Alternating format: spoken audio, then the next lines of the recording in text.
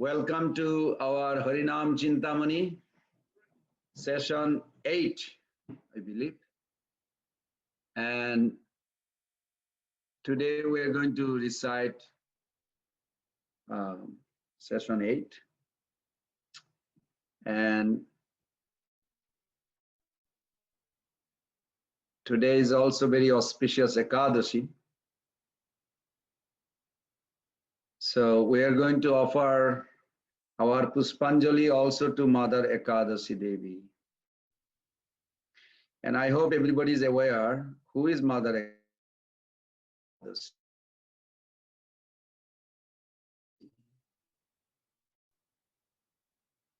And okay, your subtle body, please pluck lots of flower, fragrant flower, so we can offer it as we travel. We are going to follow our spiritual master and Prabhupada. As we follow one by one, we'll offer flower or make some garland and offer them, and we'll progress. So please join together.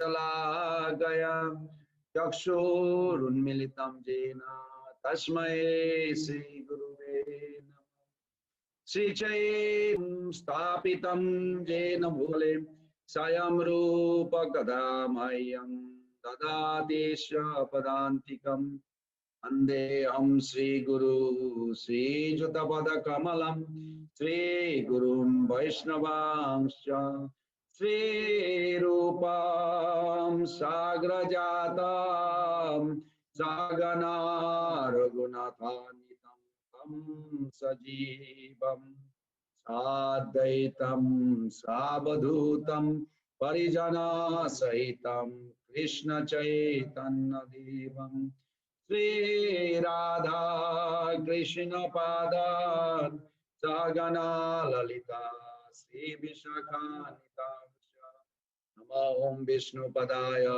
Krishna Prestaya Bhutale Shrimate Bhakti Vedanta Swamini Tinamine Namaste Saraswati Deve Gauravani Pracharine Nirvishesha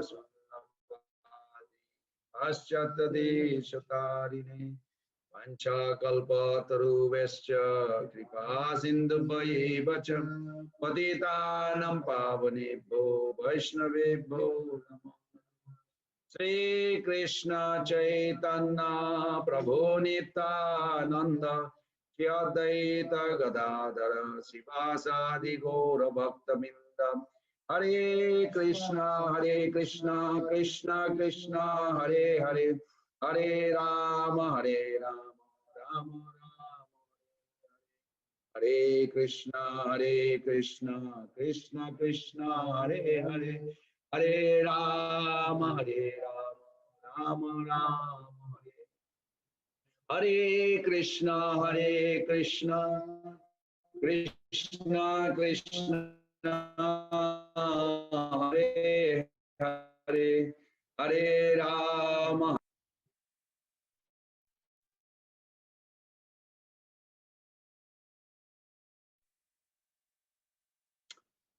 Hare Krishna. Mother Neha.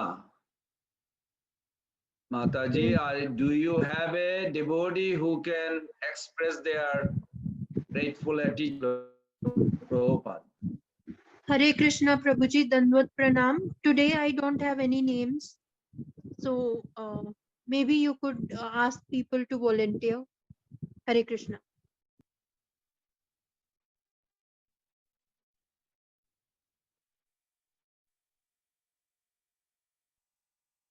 I really would. There is no way you can advance and not appreciating our preceptor, Srila Prabhupada. It is not possible. So you have to say even one word. You have to say why you are grateful. Or maybe I did a mistake. I scared you in the WhatsApp. When I send the WhatsApp message, that make sure your acceptance should contain authority backup. The reason I mention this, what you are thinking, what you are feeling, what you are praying, who is baking? What is the difference between the fake dollar and real dollar? Can somebody say, please, what is the difference between the fake dollar versus real American dollar? What is the difference? They look same. One has value and one has no value. That's not enough. Something more. Who is going to decide which one is value, which one is not value? Both look same. So yes, you can get a tester, probably bank as it. But still, why it is one is valuable? One is authorized, one is unauthorized. Because somebody is very good. Somebody is backing. And the duplicate one or imitation one, the person who made a copy also hides. He doesn't want to be caught. It has no value because no backing. So when you pray, make sure your prayers is aligned, backing by a personality who has proven that Krishna has accepted their prayers. Then it will become powerful. Prabhu, in the chat, I see Sonali That's why Mataji those wanted. authorities are important. So, sorry to disturb, Prabhu. In the chat, I see Sonali Sonali Mataji Mataji okay. wanted to express her Go ahead, gratitude Mother. to Prabhupada. Dhandavat Prabhuji. Am I audible? Go ahead, Mother. My sincere obeisances to Yes. you, Prabhuji. And I wanted to share something which I personally feel, and I have tried to encourage my students also of my school, because maybe they don't know about ISKCON, but they should be knowing that what should be a relationship between a teacher and a student. And His Grace Srila Prabhupada ji had already proved that to the entire world, and that too at that age. So I feel that he is not only a founder of ISKCON, but he has been an epitome of a student who can follow the Guru, as he had rightly mentioned, that to a Guru, I mean, we are just slaves. We should be always ready for his orders. We should be obliged if little bit of things come upon us from our Diksha Guru or Siksha Guru, and we can do something for that divine soul. So he had proved that. And it is a heartfelt gratitude which I sponsor every year by the grace of the Lord, that we have a prize in which we give to the most disciplined student, not necessarily that he has to be a very good academician, but who had been totally devoted to the teacher. And that award is Srila Prabhupada Ji's award. So that is something which I sponsor in my school. And that is something which I feel that I can be a small and what to say, it is a very small, I mean, it is not even in a measure scale, but it's just a tribute to my founder of ISKCON Society and to all my Diksha Guru and Siksha Gurus for whom I am being into this platform today. Wonderful. Thank you. This gratitude from the student to the teacher or a disciple to the spiritual master is very attractive. And it's actually nourishes more you think about it, the heart.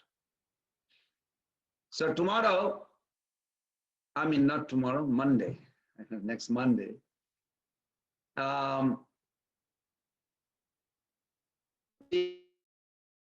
is somebody who did not do it, maybe Aditya Narayan Prabhu. I would like to hear from you Monday. Is that okay, Prabhu? Are you there? Yes, Prabhu. Yes, Prabhu. Sure. Okay. Monday, you're going to prepare and you make sure when you are sincerely sharing with us, we would appreciate and we want to adopt that mood. This way we can be profitable if we can share each of our realization, how we accept Krishna with these 6 principles. 5 authority, and last one, the most important one, how you grow up to accept that within you, that Krishna is your ultimate shelter, master, God, whichever way you adore. And I would ask also Mother Nilambari, Mother Shreya Kori, right? Supposed to express her Sattva Devata Prabhu. Was it Mother Shreya Kori today? Yes, Prabhu, it's me today. Hare Krishna. Okay. Yes, Mother, go ahead. Okay, I'm having some bad connection. Here, one moment.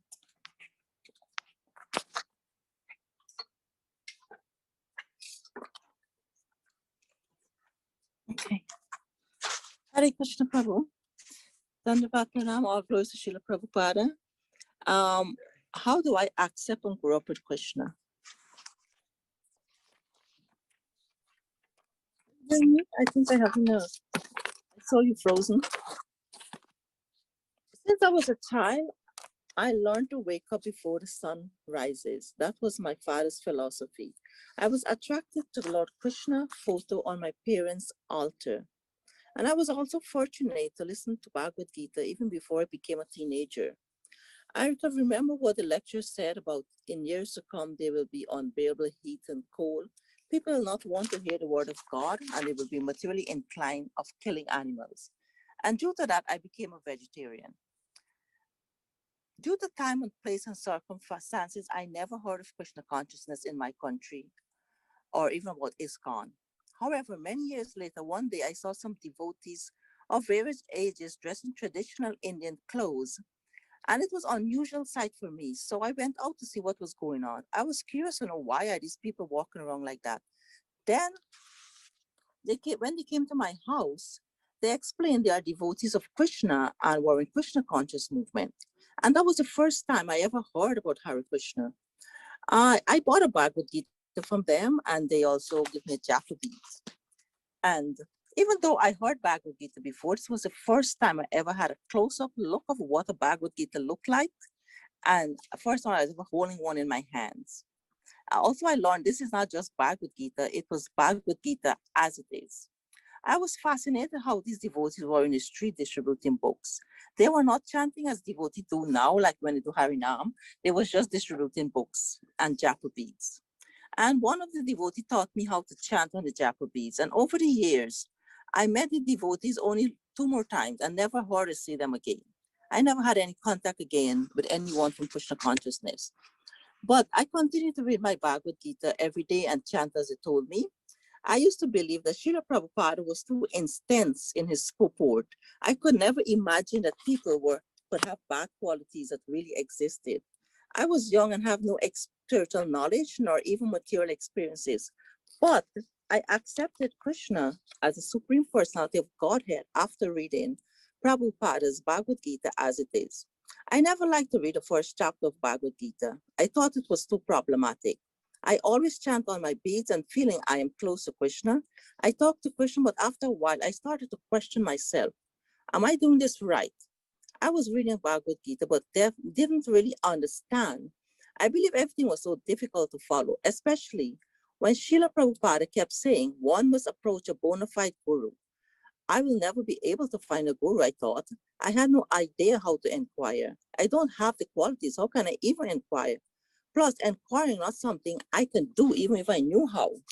The one thing that resonated with me in Bhagavad Gita was chapter 9, text 26. Patram Pushpam Param Toyam said, if one offer me with love and devotion a leaf, a flower, or a fruit, or water, I will accept. That was the easiest thing I can, and I did that every day, because that I find was the very easiest text in the whole of Bhagavad Gita. Even though Bhagavad Gita was difficult, I continued to read and chant without guidance. I attended Hindu temple regularly, but after some time, I felt I need something more. What was going on in the temple was not resonating what was going on in my heart. Approximately about 7 to 8 years later, on the street in New York, Queens, I was so happy when I saw a devotee with a table on the street corner, and I approached him. I bought a couple of small books, and he gave me a business card with the address and direction how to reach the Hare Krishna temple in Brooklyn. I kept that business card in my Bhagavad Gita, but it took me another 2 years before I finally went to the temple. I was told Brooklyn was a dangerous place, do not go there. But finally, I decided I will take the trip to the temple. I went and I met one devotee. She was very young and she showed me around, and she even gave me a glass of mango juice, which was very delicious. I never had mango since I came to New York City. After that, I went to the temple. My first time in a Hare Krishna temple, the swing festival was going on. And first time in my life, I ever saw deities wearing clothes. And it was the first time I ever saw Srimati Radharani. I heard about Krishna, but never about Srimati Radharani.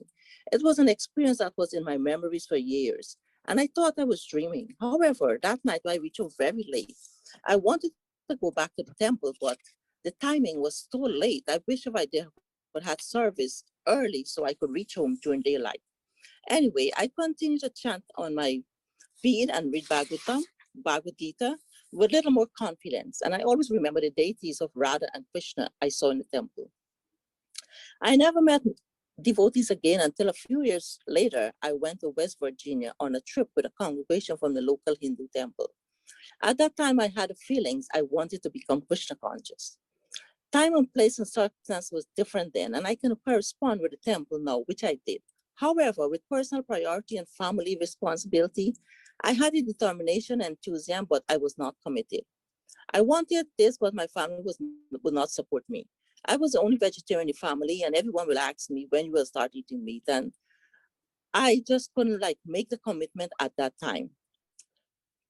But I continue reading. I have more books now, and I read and I chant. And I knew my chanting was just mechanical, but I didn't stop. Then for some personal reason, I had to return back home. And one day while I was visiting a cousin, I was standing in a yard and I saw a temple dome. And I inquired, what temple was that? And the reply was a Hare Krishna temple. I was so happy I made that trip. I went with my in-laws to the temple, and the devotees, they were very friendly. I kept going back. I felt so satisfied with the kirtan and lectures. I had the opportunity to attend Rath Yatra for the first time. Then the following years, a preaching center was opened very close where I was living. It was just like a 20-minute walk.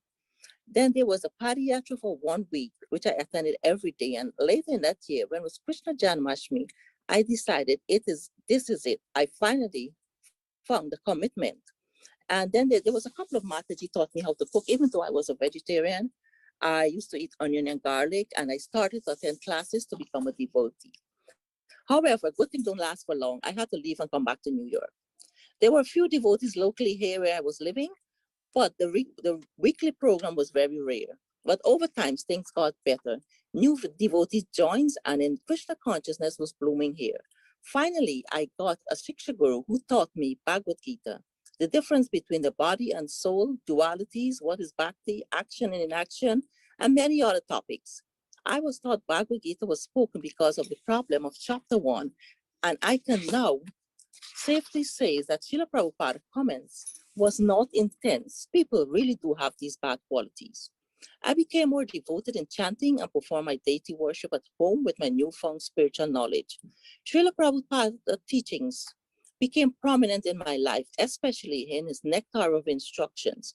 I always remember Srila Prabhupada said, advancement in Krishna consciousness depends on the attitude of the follower. Because even in this material life, without proper attitude, you cannot get anywhere. My family have started to attend programs in temples, especially West Virginia on Janmashtami. That was an annual ritual for us. The atmosphere was ideal there for the occasion and for the appearance of the Supreme Personality of Godhead. We met many nice devotees there. Finally, through devotee association and my Siksha Guru, I was able to meet my Diksha Guru. My Diksha Guru follows Srila Prabhupada's instruction very strictly. He doesn't compromise. He is a very ideal sannyasi. He is reachable and always responds to his disciples. Through my spiritual master teachings, I realized I was missing how to inquire and to be committed. Those are my weak points. It is said in the Adi Leela in chapter 2, devotee must have knowledge of Krishna, personal form, history, principal energies, that's internal, external, and marginal, his pastimes, his relationship of the living entities with him in order to advance in Krishna consciousness. To accept and grow with Krishna, I must commit to my spiritual master instructions and must chant with intent to engage in Krishna loving services. I have designed my daily activities to incorporate these teachings. At times it is very difficult, but I must exercise my commitment as a servant to the servant, to the servant, to the servant. That was my journey in a nutshell, how I accept and grow with Krishna. Hare Krishna, thank you. Wow, what a beautiful journey. I hope you ever, I don't know if you ever met His Holiness Bhakti Tirtha Swami. No, Prabhu, I never. Wow. You are very fortunate soul, Mataji. Please keep going and Thank you, Prabhuji. share your experience. Wonderful. Thank you. I appreciate that a lot. Thank you.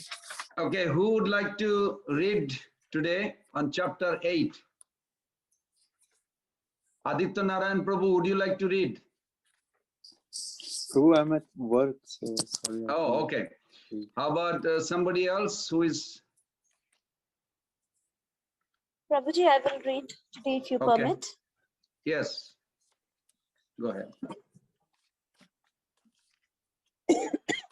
Interpreting the holy name. Jaya Gaura Gadadhara Sri Radha Madhava Jaya Gaura Leela Sthali Chadniva Vaishnava. Haridasa spoke, O son of Sachi, the fifth offense is giving interpretation to the name and its glories. The Smritis or Puranas glorify the holy name of Krishna, stating that if one should chant the name either in negligence or in faith, Krishna will show that person great mercy. 1 second, Mata, 1 second. I want everybody to list. Yes, Prabhuji. I want everybody to list 23 glories of Krishna she's going to read. I counted this twice, so it should be matched at least 22 or 23. This is something, before you chant, you can look at your note and it will manifest. These are wonderful 23 qualities of Krishna. If you can focus on this quality, you will be absorbed and attentive while you chant. So let's see, as she's reading, if we can count. First one, she just said, Smritis or Purana glorify the holy name of Krishna, stating that one should chant the name either in negligence or in faith. Krishna will show that person great mercy. This is one. Whether you're busy or not busy, this is what it says. Okay, number 2, go ahead, Mata, now. You can keep on There is reading. no knowledge as pure as the name. There is no vow as powerful as the name. There is no meditation more effective than the name, nor is this any fruit greater than that attained by the name. There is no greater renunciation than the name. There is no greater peace than the name. In this world, there is no great pious activity that taking the name, nor is there any quicker progress than in the name.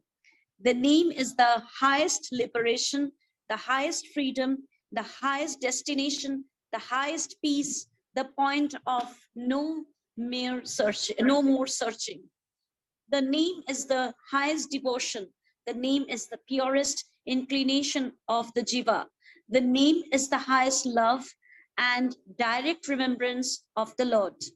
The name is the cause of all causes, the Supreme Lord, most worshipable, and is the form of Guru to bring one to the Lord.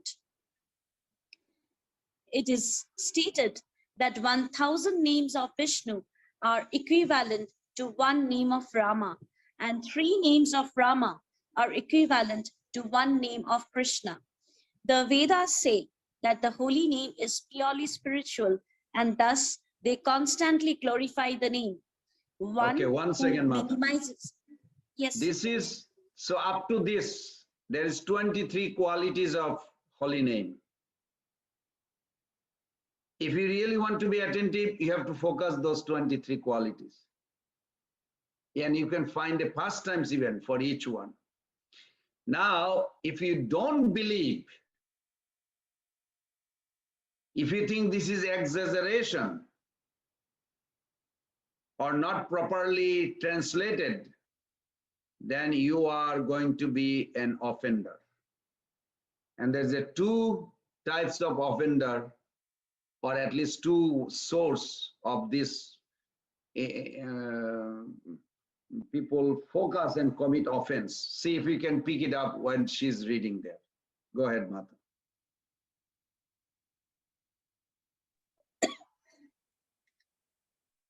Should I continue, Prabhuji? Yes, please.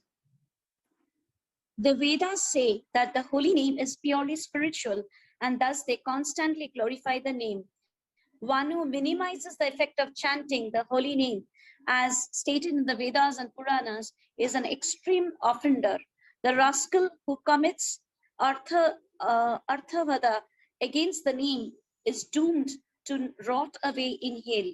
Some people say that the results of the holy name that are stated in the scriptures are not true, but only meant to attract one to the name. But those persons, due to lack of bhakti, sukriti, lacking faith, cannot understand the real purport of the scriptures or the greatest welfare of mankind.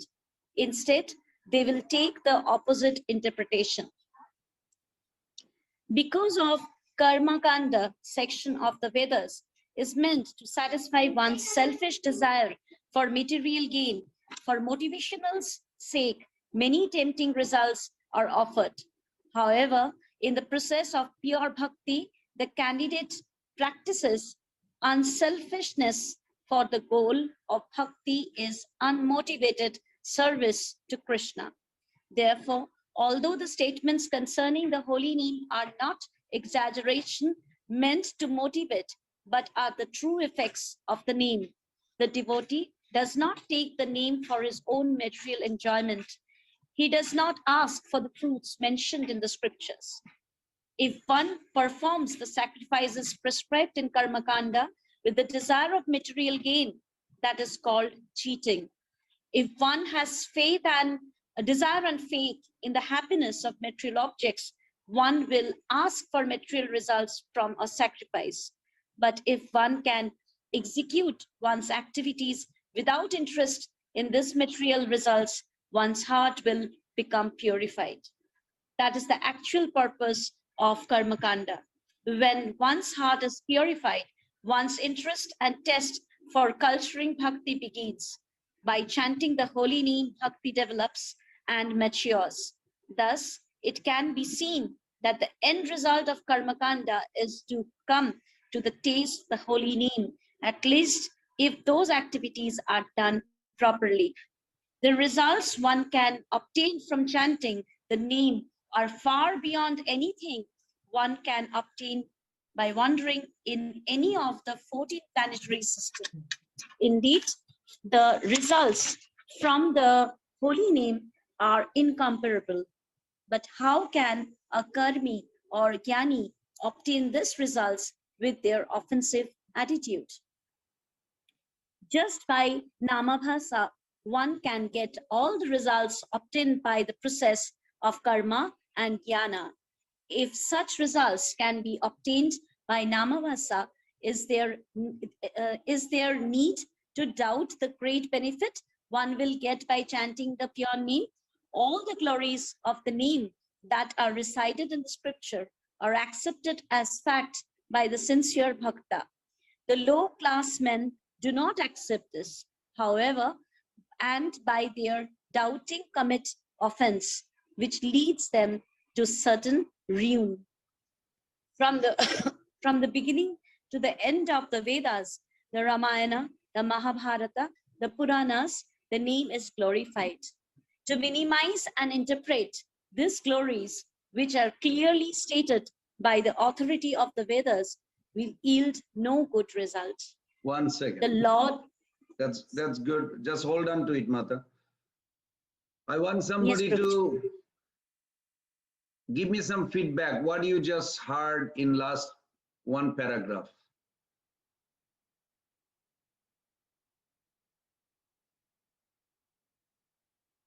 Because we do commit. We Prabhuji, do I not would like give to that share. importance. No, not you. You are reading. You just hold on to it, man. I want somebody else.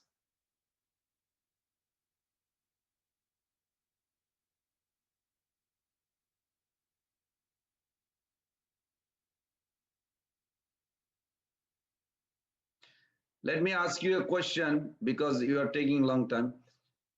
If there is a, because this happened to one neighbor here, this lady, she's a psychologist. She told me a story that she was living another city before she moved here. And she had two daughters, teenagers.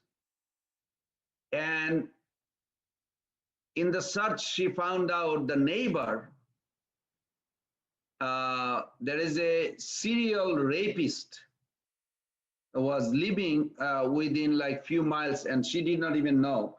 But then he somehow or other became a close friend to the neighbor, and he would do things in the courtyard, backyard, and started talking to her daughters.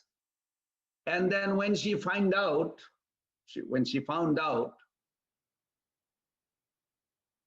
then she started getting worried. Now, is that a good fear? Who believes it? Or it's not necessary to have a fear like this, that this man could actually be a danger to if we just come so close to my daughters, because he's well known as a serial rapist. Can somebody say yes or no? Is that a good fear that she has? Yes, yes, Prabhuji, it's a good fear. Why? To protect, for the protection of the daughters, it's a good fear. So, Prabhu, I wanted to add a point here. Like, it's a world and a mind which is contaminated and habitual of crime. One need to be careful about that position because it is into the knowledge. Like, for example, we say that if lion comes in front of you, you run away because it's a threat straight away. You know it. So that sort of fear is right in that sense. Very good. Very well said. Very good. This fear with a logic and reasoning that this man has done many, serial means that he has done many, and it's a contaminated consciousness, or heart is contaminated. It will not take too long for him, if the opportunity comes, to act again. So this fear is genuine. This fear of arthabad, that committing offense, it is there within all of us. I'm not trying to put label, all of us as a offender. We are. And if we do not recognize that this offensive nature within us, we will not get out of it. Remember, other day we mentioned that chanting Hare Krishna is not automatically. It is intentional. You have to, yes, Hare Krishna Mahamantra is very powerful, but you have to focus where your heart is moving. Emotion, direction of the emotion depicts whether you have a devotion or you are in aversion or actually in corruption.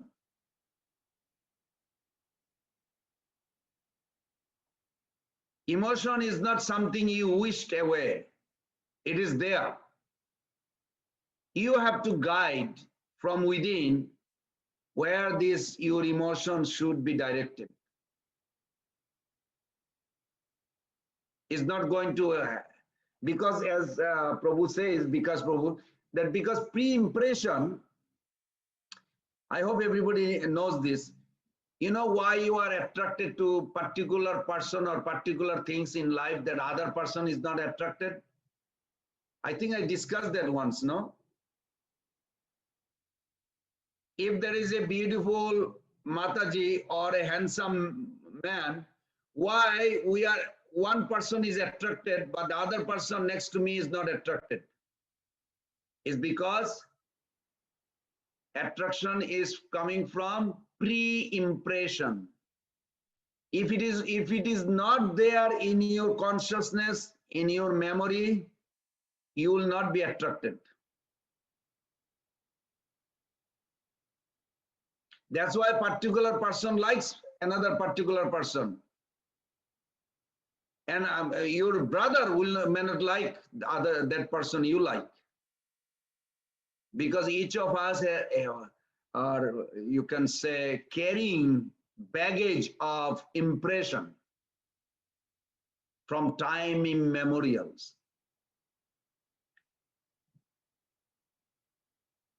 Contemplation creates desire, yes. Desire is not automatically coming from previous life. It is a contemplation produced. Dhyato vishayan pungsha sangasteshu upajayate. Krishna says this in 2nd chapter 62 verse. That when you contemplate on the sense object, but then question come, why particularly I am attracted to particular things? This offensive nature, it is there within us. If you are not fully aware of it, you will not get out of it. You can get out of it. Bhakti is so powerful. But you have to be aware that you want to get out of it. I don't want to brag about it. I had a lot of bad quality. I did. I still probably do. But at least I see the power of bhakti. It pulls out. The difference between any other process versus bhakti, the bhakti uproots.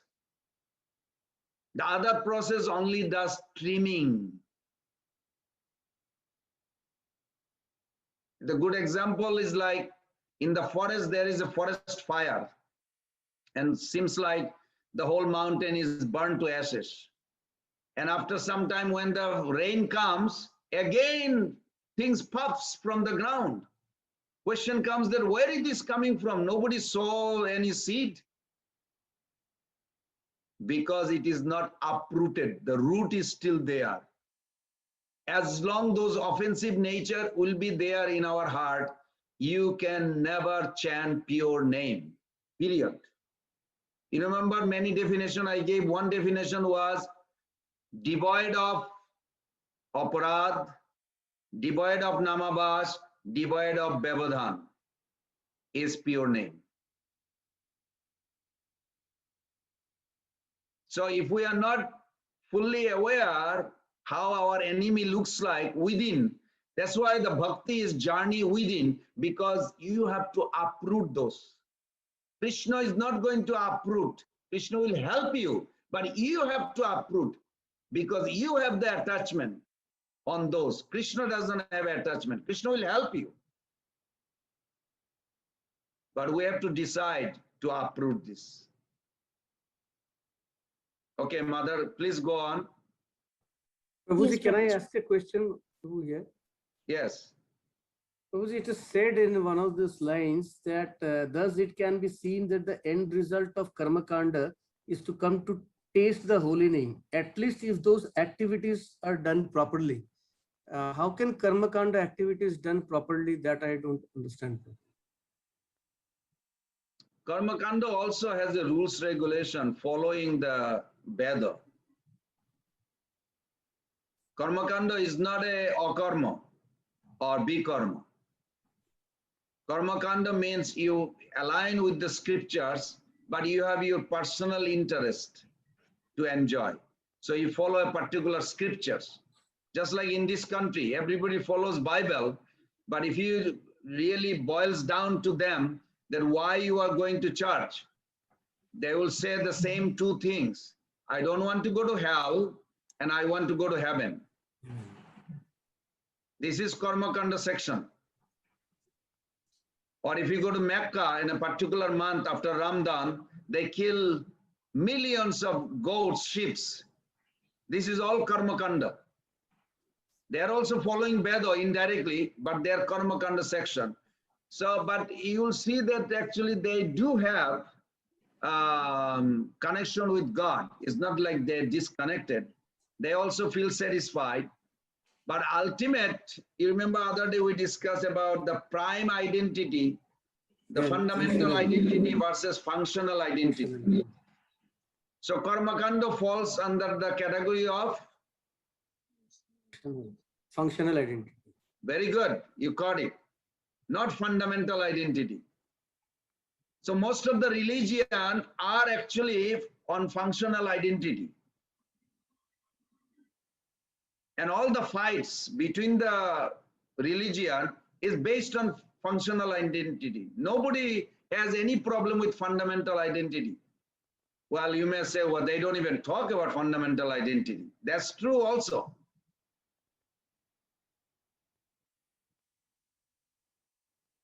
Because deep down on Jesus' teachings is almost like our Vedic. If they would give up eating meat, they would come almost like a basic foundation what we have. Christianity has that. But because they focus on those two things, they are also karmakandis in a sense.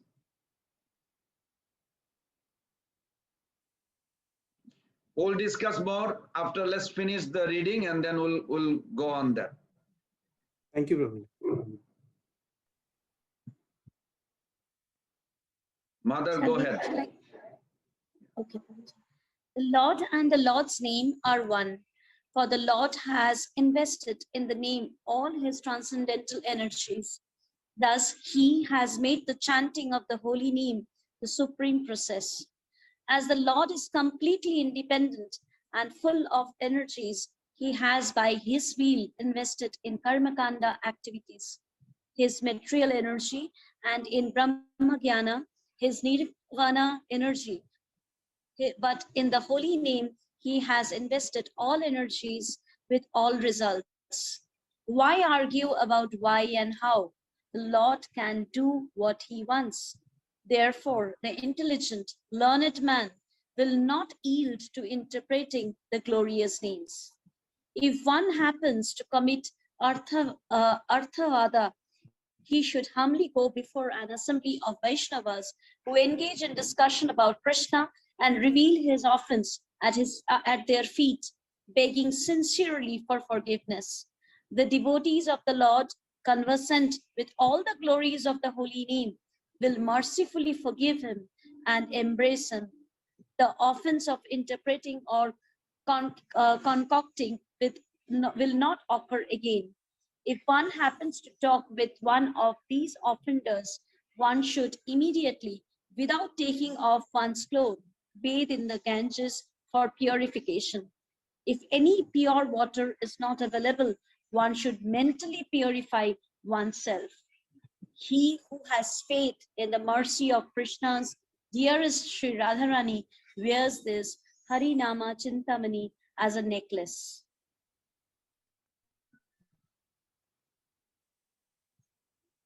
Prabhuji, should I continue the next chapter also? So Prabhu, when you also, oh, chapter 9? No. We finished chapter 8. Yes.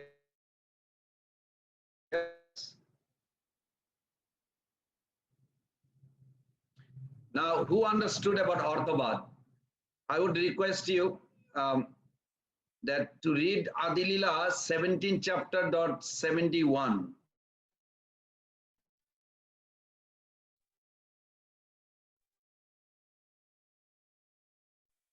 Sri Chaitanya Mahaprabhu exhibited this offense himself. Yeah. You can look at in 73, text 73, what did Chaitanya Mahaprabhu do? Now, when you hear the glory of holy name, can you examine your heart and see whether you accept wholeheartedly the entire explanation, or you pick and choose? You take, well, I like this, but I don't know about that. What kind of mentality? Be honest to yourself and see exactly what you go through with your heart. Do you accept as it is? Do somebody has a Veda base in front of you? 73 text. And in Adilila 17th chapter. And you can look at it. What did Mahaprabhu do? Mahaprabhu, he Yes, was Prabhu. glorifying the previous verse. Somebody else? Someone found it? Yes, Text Prabhu, I found it. 73? Yes, I found it. Okay, go ahead, please read it, Mata. Can you read the sloka before? The I'm not sure translation, what just the translation. I do the translation, yes. When a student interrupt the glories of the holy name as a prayer of exaggeration, Sri Chaitanya Mahaprabhu. No, the translation previous to. Mother Sheikh Kari, go the Yes. previous translation first. 72. Yes. Prabhuji, can you please Oh, refer okay. the sloka number again once? Adilila 17. 72. Okay. Once when Okay. the Lord explained the glories of the holy name to the devotees, some ordinary student who heard him fashioned their own interpretation. Okay, hold on to it. Then you're going to read 73 and the purport. See Okay. what is happening here. When you hear the speaker or Shastra explaining the wonderful glorification of holy name or Krishna, but do we accept it as it is? That is the question. Or we interpret our own way. Do we accept some of it, not fully, or something I like, it makes sense, okay, I'll take that. Something I don't like, what Shastra said, I won't take. Examine your heart, please. This is where Orthobat can be stopped. Because if you accept without understanding, you will be blind follower. Eventually, you will give up.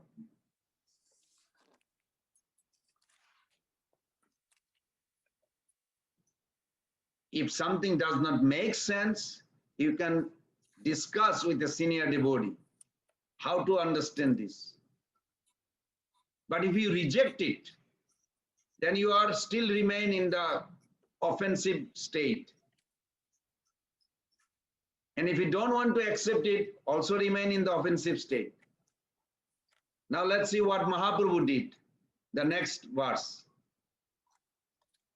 Mother When is- said, please go ahead. Yes, when a student interprets the glories of the holy name as a prayer of exaggeration, Sri Chaitanya Mahaprabhu, greatly unhappy, immediately warned everyone not to see the student face henceforward. Wow. Purport. Once when Sri Chaitanya Mahaprabhu explained the glories of the transcendental potencies of the Lord's holy name, the Hare Krishna Maha Mantra, one unfortunate student said that such glorification of the holy name was an exaggeration in the Shastra to induce people to take to it. In this way, the student interpreted the glories of the holy name. This is called Artha Vada, and it is one of the 10 offenses of the lotus feet of the holy name of the Lord. There are many kinds of offenses, but the offenses known as Nama Aparada, an offense at the lotus feet of the holy name, is extremely dangerous. The Lord therefore warned everyone not to see the face of the offender. The Lord immediately took a bath in the Ganges with all his clothes on to teach everyone to avoid such a nama aparada. The holy name is identical with the Supreme Personality of Godhead. There is no difference between the person God and his holy name. This is the absolute position of the Supreme Personality of Godhead. Therefore, one who distinguishes between the Lord and his name is called Pasandi, or non-believer, an atheistic demon. Glorification of the holy name is glorification of the Supreme Personality of Godhead. One should never attempt to distinguish between the Lord and his name or interpret the glories of the holy name as mere exaggerations. Very good. Can you read one more translation, next one, and then Sure. 74. Without even removing his garments, Lord Chaitanya took a bath in the Ganges with his companions. There he explained the glories of devotional service. Very good. There is no purport. No, that's good. Thank you. Now you can see how deadly this offense Mahaprabhu was exhibiting in his own life with his associate. He didn't even take off the clothes. He thought just by hearing this Arthavad by the student, don't want to see his face, and he took bath with the clothes, that everything contaminated just by hearing. Now you may say that, how is this sound vibration is contaminating like this? Because it is offensive. We are made of knowledge. We are made of sound. Satchidananda means we are also made of knowledge. It is very important what we hear and how we protect ourselves not to hear. Now the question may come, if our faith is attacked internally or externally, what should we do? So I found Srila Bhaktisiddhanta Thakur gives a very nice, interesting understanding. He said the approaches are different for both. Internal doubts can be dealt by going to devotees who know that subject. Please remember that. We have to learn what kind of devotee can address which kind of doubts. I come from I was born in a place where there was a deadly snakes. So I kind of grew up with a fear of cobra, because I faced cobra. I also got bitten by one time when I was 9 years old. So cobra was like, and in Mayapur, even in a deep flood, when there was a flood, we were swimming, not swimming, but water was up to like a neck and chest. We're going, and there's a cobra also going next to us I remember, it's like, I still remember those fearful scenery. How would you like to sleep at night with cobra on the bed? Anybody who's like, can somebody say it's okay, he or she can sleep with the cobra? I mean, if you don't know cobra, that's different. But if you know cobra, how deadly it is. Then why you keep the doubts within you? What is the difference between cobra and the doubt? Prabhupada said is the same deadly poison. Because we are conscious being, try to understand. Cobra cannot destroy you. Cobra can destroy your body. He cannot destroy your mind. But doubt can destroy your mind and the consciousness. It is more deadly than cobra.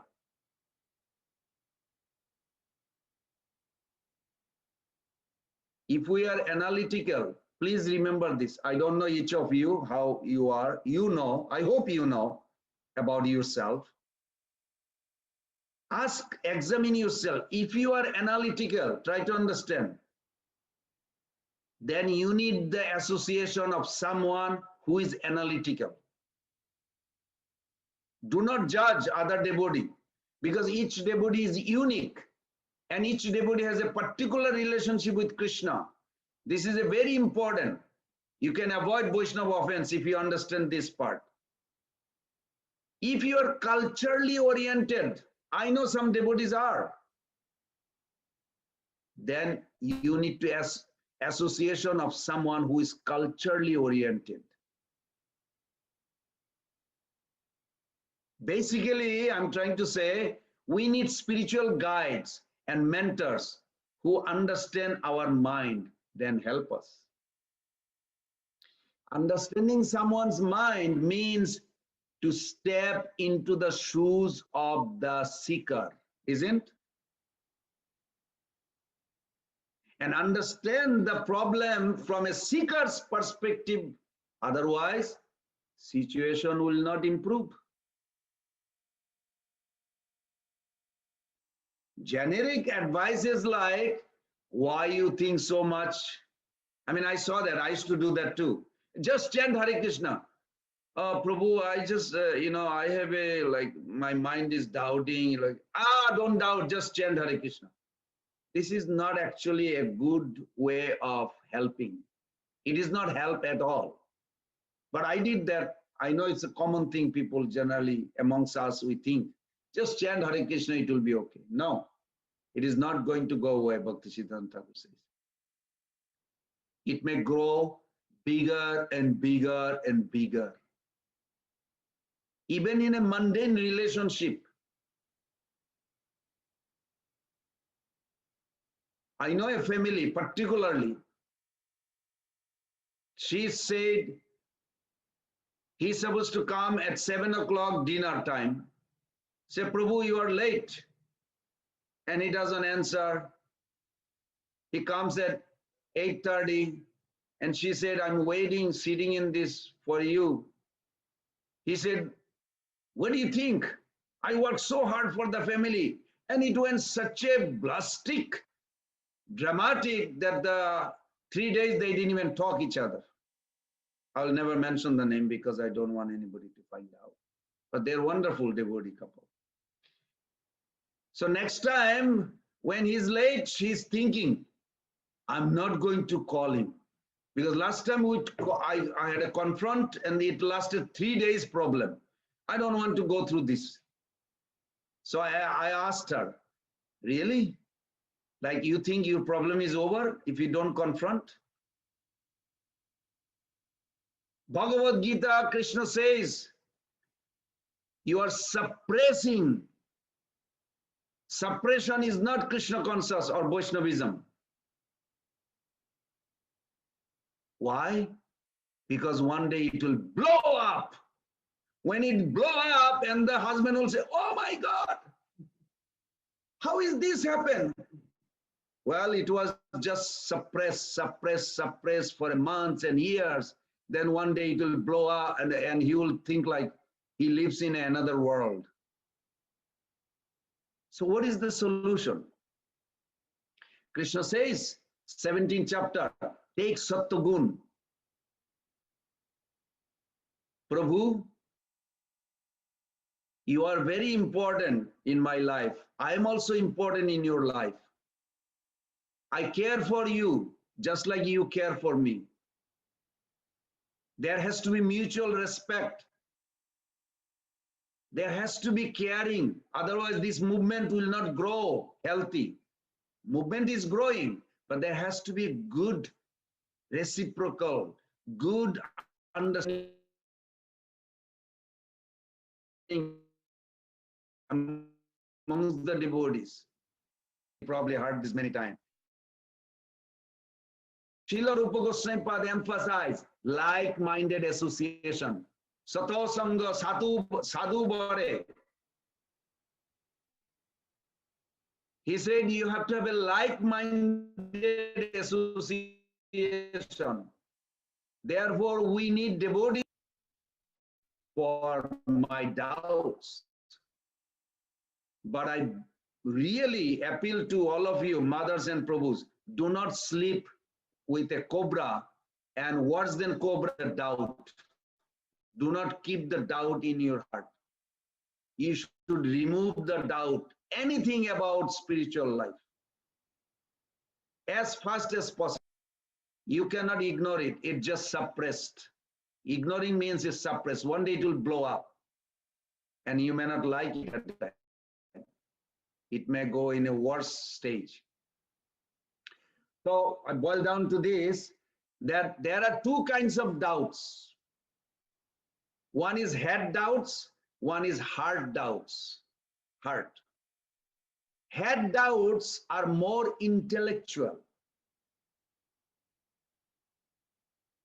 For example, I gave class to what's the Dominican Republic. They have a translator. So one devotee asked me a question that the path that Krishna took from Hastinapur to Dwarka is like we could not find the exactly route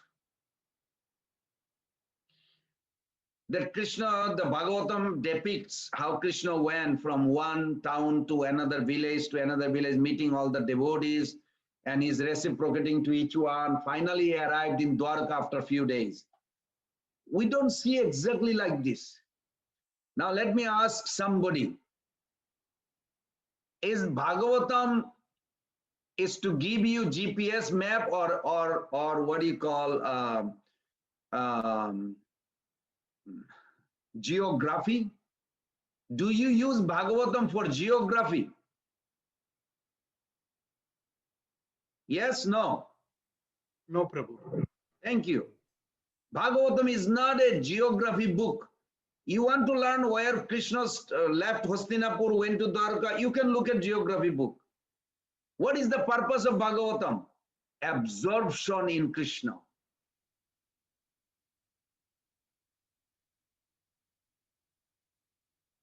Just like a second generation Gurukuli told me face to face, told me, I don't believe what Prabhupada says about the moon, that we never went to the moon.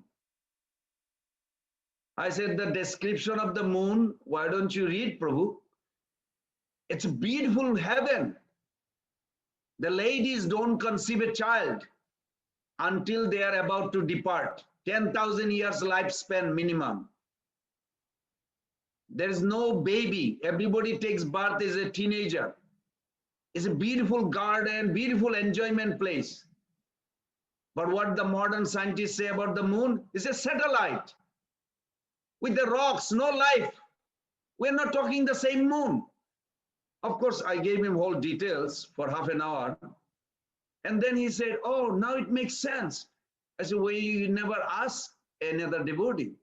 You keeping the doubt with you. Does it encourage you to chant? He said, no. A lot of doubt started coming after that.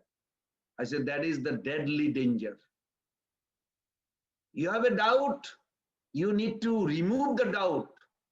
I'm really serious. It's more poisonous than cobra, because cobra can only kill your body. It cannot destroy, intervene in your consciousness too much.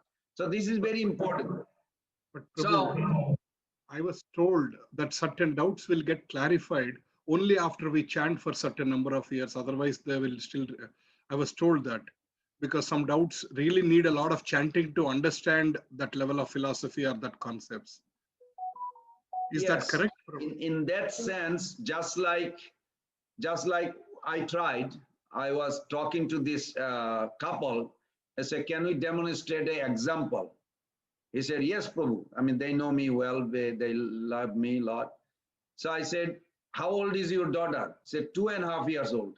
So let's talk about romantic life and make her attracted to it. Guess what happened? Nothing. After half an hour talking, she does not even buzz. She's like busy in her Beanie Babies game. Barbie doll. So maturity is required, eligibility is required, yes. Not all doubt will move. You have to grow spiritually through chanting to a platform where you can receive further. But doubt is a sign of intelligence. You have to go to a person who can actually come down to your level and explain. But sleeping with the doubt or keeping the doubt in heart, and you cannot progress further. If doubt has come to you, that's why I always hammer this point that people doubt their belief. They doubt their belief. First of all, they have belief and they start doubting. And guess what happened? They do? They start believing the doubt. First they doubt the belief, then they start believing the doubt. Very rare I find somebody actually doubts the doubt. If you can doubt the doubt, then you will go to a person who can remove the doubt. And it's needed. So Srimad Bhagavatam, as I mentioned, is not a geographical knowledge.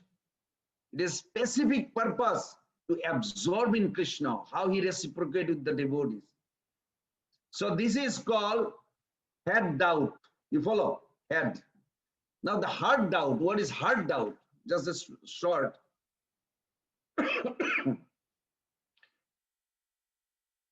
If people ask question, then we need to see what kind of people they are.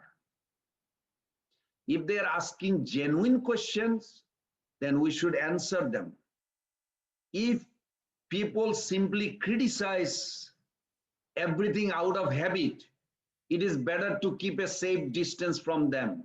I'm really telling you from my own experience. They are not here to hear you.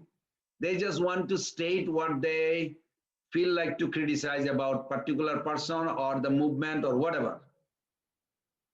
It's better you keep safe distance. That is healthier.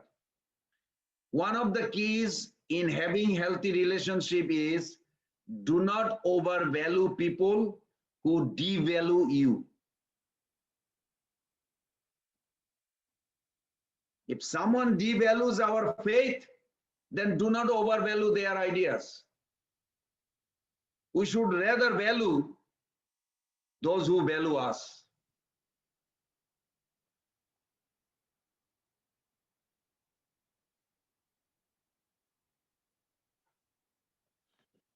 Prabhu, one question here, Prabhu. Sometimes it may not be, I don't know what to say, it may not be like a doubt, but in an early stages of a devotion, your faith is still not that very strong. So sometimes when you read things which are inconceivable to understand, you may not be able to, for example, the holy name, like we read the 23 points of it is highest kind of things. Maybe in the early stages of devotion, it is like that student which Mahaprabhu said, probably we might not get that real feeling that yes, the mantra nama is that kind of thing. As we progress, we might get, but in an early stages, if you are still unable to accept it 100% because we don't have that realization, what is that phase, Prabhu, and what do we need to do in that phase? This is very nice. Srila Prabhupada, that's why he brings those examples. You may not be able to see the pole star with naked eye, but going to someone senior means they have a telescope. They can bring the pole star very close to your eye, not like a closest, but at least you'll be able to point out, oh, there it is. But without telescope, maybe it's difficult to see in naked eye. So sadhu sangha means who gives you understanding, just like Prabhupada gave an example. If a girl wants a child and she met this guy and say, hey, I want a child, I want to marry you. Now, is it like she's going to get a child tomorrow? No. She has to marry him. She, of course, first of all, she has to like him and, he has to like her. It's not like this is a true example of one funny devotee told me, because I was talking about relationship important with Krishna, how important the relationship properly. So there is an example of a girl, it's a true story. happened in India. She used to go to school and no boys approached her for marriage. So she noticed most of her friends got married. So one day she went to a boy. He said, hey, why don't you marry me? He said, who are you? He said, well, my name is Ratna. Marry me. He said, why should I marry you? Because nobody married me. So you should marry me. Now, is that a good logic? Because nobody married me, you should marry me. You know, there has to be nature, character, all these things has to be sorted out. They have to have a common understanding, you know, liking, disliking, so many things. That's the girl has to marry, has to develop a desire to serve the husband. And even if she gets pregnant, she has to wait for 9 months or 10 months, whatever the baby.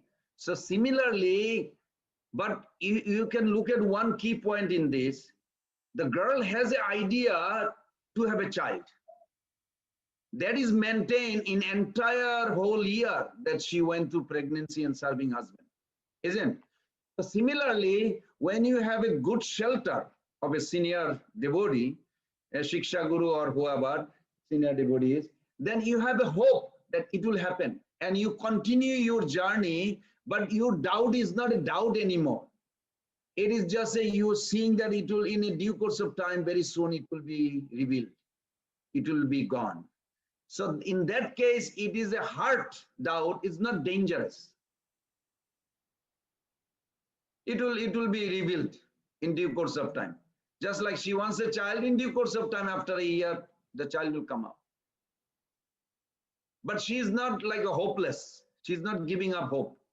She's like, yeah, I got pregnant. Okay, it will take time. The baby is growing. She's in a different world. So something like that. If we have a doubt, if we go to a senior devotee who cares for us, Snigdha. You saw about, I don't know, in your town, if you ever saw that when the calf comes to the mother cow, when a man wants to go get milk, he has to get the calf to try it out to get the milk. But when calf goes to the mother cow, baby calf doesn't have to talk to mother. Automatically milk comes out. Why? Correct. Why? Because affection. Mother has an affection. When senior devotee has an affection for me, then he will give me that nourishment through example, through even prayers. Even the senior devotee may pray for me, and Krishna will allow me to have that access of removing the doubt. So you have to go to a devotee who actually cares for me, who has affection for me, who also wants me to be successful in spiritual path.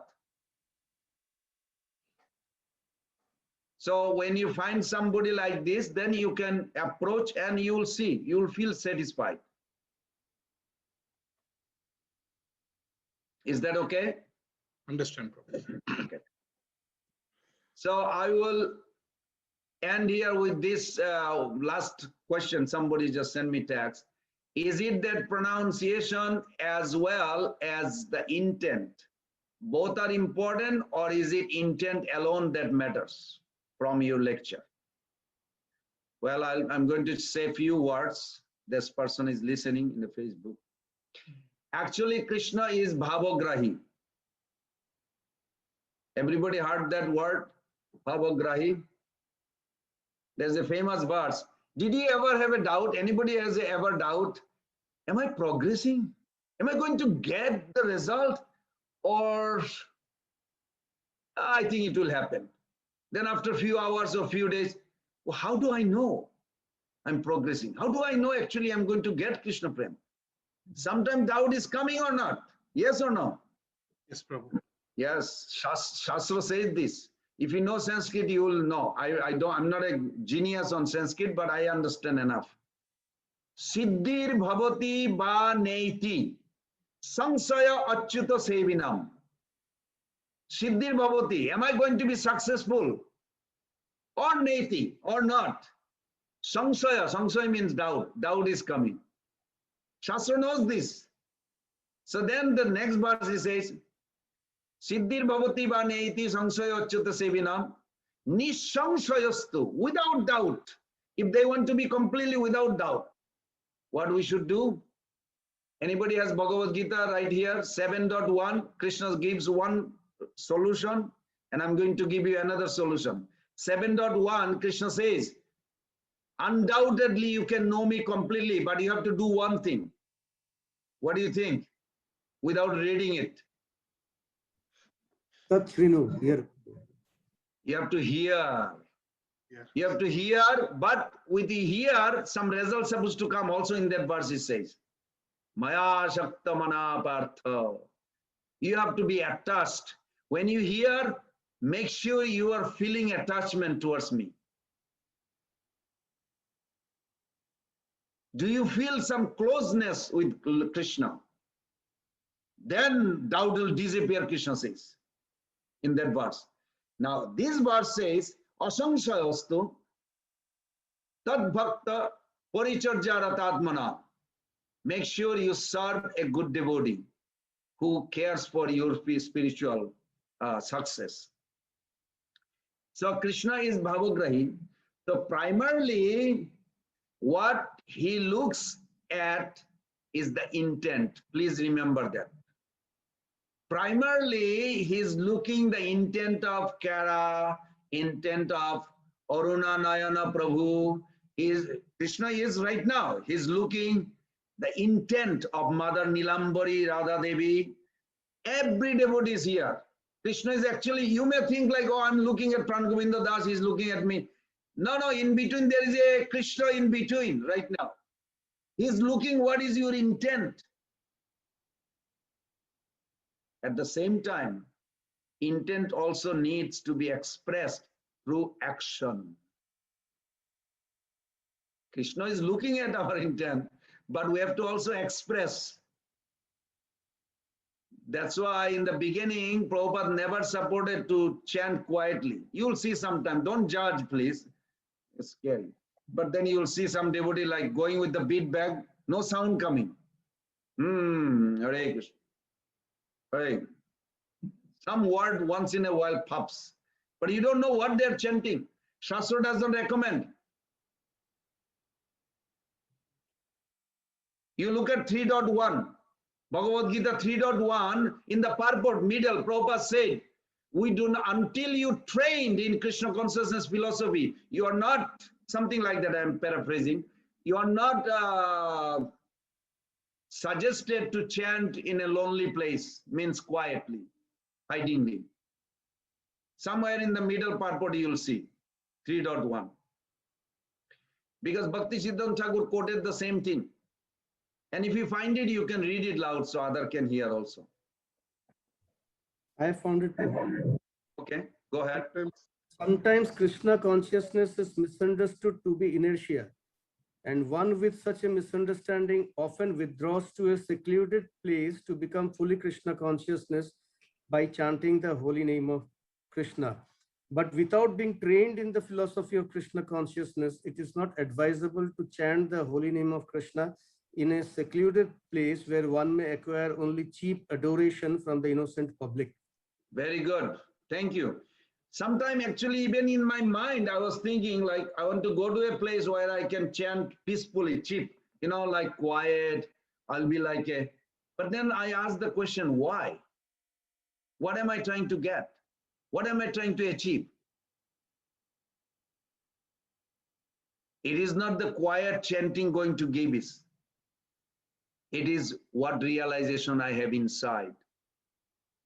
Prabhupada very clearly said, Rupa Goswami Pad very clearly said, what understanding you have, how much you have faith, how much you have accepted what you're hearing, this will produce the result of your chanting, not like a lockdown or a cave or a, I don't know, dungeon, you know, underground or something. No, it is not going to give you there.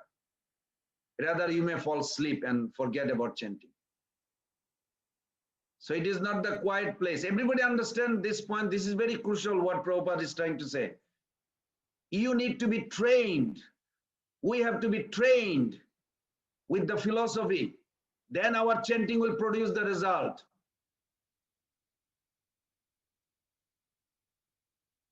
This is very important. So I'll end with this, that just like we have a principle of Manasa Puja. Everybody is familiar with the Manasa Puja in Nectar of Devotion. It's the one book I love the most. I mean, I love actually Bhagavatam also. A person can just worship Krishna in the mind. In the mind, they can say, I want to offer garlands. I want to offer necklace. I want to jewels to Krishna. That is also accepted as a form of bhakti. But Manasa Puja is not an excuse for not doing the actual puja.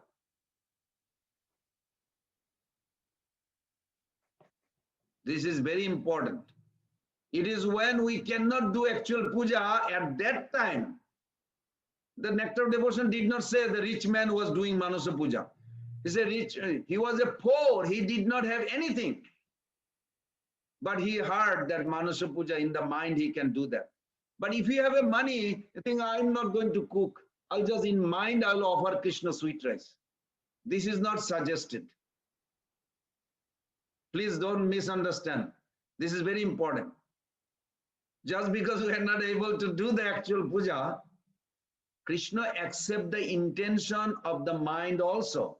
But if somebody has or somebody says, oh, in my mind, gave millions of dollars to Krishna, but in real life, I don't give anything. So if Manasa Puja becomes an excuse for not doing any effort practically, that is undesirable. The point is that if there are certain material restrictions which do not allow us to serve Krishna practically, then the principle of Manasa Puja is the restriction may impede a specific form of service, isn't it? But the restriction cannot stop us from connecting with Krishna. That is the point. When I cannot do something practically, still in my mind I can do it. I will be connected with Krishna. But if I am sincere, then I will not be just satisfied by doing in my mind. I will also do it practically. You know, I tell you very honestly, from my house to the temple is about 7 to 8 minutes drive. Sometimes I'm chanting while I'm driving. Most of the time I don't even notice I already entering in the temple parking lot. And I learned, wow, did I take left turn, right turn? Yeah, I did all those because it's a habit. So physical practice, chanting, hearing, these are more important right now. And after preaching and hearing, when your heart is getting completely packed, full, then natural meditation will come. That is genuine, natural.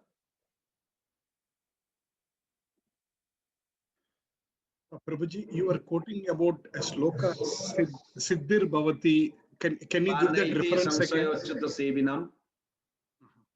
Nishangshastu tad bhakta paricharja ratatmana. I will find that verse in my book and I'll put it on the WhatsApp group. You all can have it. Okay, Prabhu. Thank you. Thank you. Okay, I'll end here. I need few reflection. What are you taking from today's class?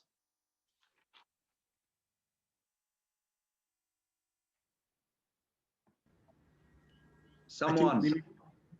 We need to start having increasing our faith and strong conviction that the name is everything and it will start giving the desired results of Krishna Prema. Very good. Very good. Because you remember, devoid of three things, Namaparad, Namavas, and Bhavadan. Bhavadan means, actually it's true. Most of the devotees don't think sometimes that the holy name is Krishna. But it is Krishna. Mother Shreyakari was very nicely put it. I think was it her? Yeah, I think so. The Prabhupada mentioned the progression in our spiritual progress, in a spiritual path, depends on the, who remembers? Attitude. It is very important. So in our devotional, if I can maintain the devotional attitude, yes, Krishna and his name is same. This holy name is Supreme Lord, possessor of 6 opulences. And you can go on this 23 list. This is Krishna. And with that mood, you start chanting. After 30 days, every day you talk to your mind, it will become a habit. Yes, it is Krishna. And you'll be surprised. Vyavadan will be disappearing. Your name will start sprouting. Such a wonderful journey. Okay, that's very nice. One more. Not to sleep with the cobra. Well, that was a metaphor. Doubts, Prabhu, doubts. Thank you. Actually, if you have a book, Bhagavad Gita 8.2, Prabhupada said that doubt is like a demon. Prabhupada even made it very heavy, scary. 8.2 has as a Krishna, I think Arjuna addressed Krishna as a Madhusudan in that verse, 8.2. And Prabhupada said doubt is like a demon. So he asked Krishna to remove the demon. Now kill it. He's an expert of killing demon. I don't know if you find it, you can tell me. I really request you all, why don't you reciprocate? Reciprocate with Krishna every day. Prabhu, I have this problem. Don't only talk about problem. I don't think it is nice, to talk to the Lord only your problem. Appreciate. Because spiritual world is filled with appreciation because they don't have any problem, but they appreciate. Since Krishna is so expert in killing demons, Arjuna here addresses him as Madhusudana so that Krishna might kill the demoniac doubts that arise in Arjuna's mind. Yes. So doubt is a demonic. How do you feel to sleep with the demon on your bed? Oh God. Thank you. One more point, what you said, Prabhu, is if you are aware that I wanted to get out of it, then you will get out from that habit. Yes. You are conscious. Yes. You are conscious that you want to get out. Then only Yes. will be able to come out. Very nice. One day we'll discuss about the willpower. It's so powerful. It is within you. And Krishna, even 11th canto, he said, with the willpower, you can become pure devotee. I was thinking, wow, Krishna didn't say even guru or other or shastra or holy name. He said, willpower is so powerful. And I see that. Sometimes I wonder why I'm not sick. The last 2 years, I don't get even any sick. What is going on? It is Krishna. Because the willpower, Krishna reciprocate. I don't want to get sick. I just want to just keep on going. And willpower is so powerful. It is within us. Krishna gave us. Please use it. Don't be negative. Please. I mean, I know you're not negative, but I'm just warning to myself. Thank you so much. I'll end here.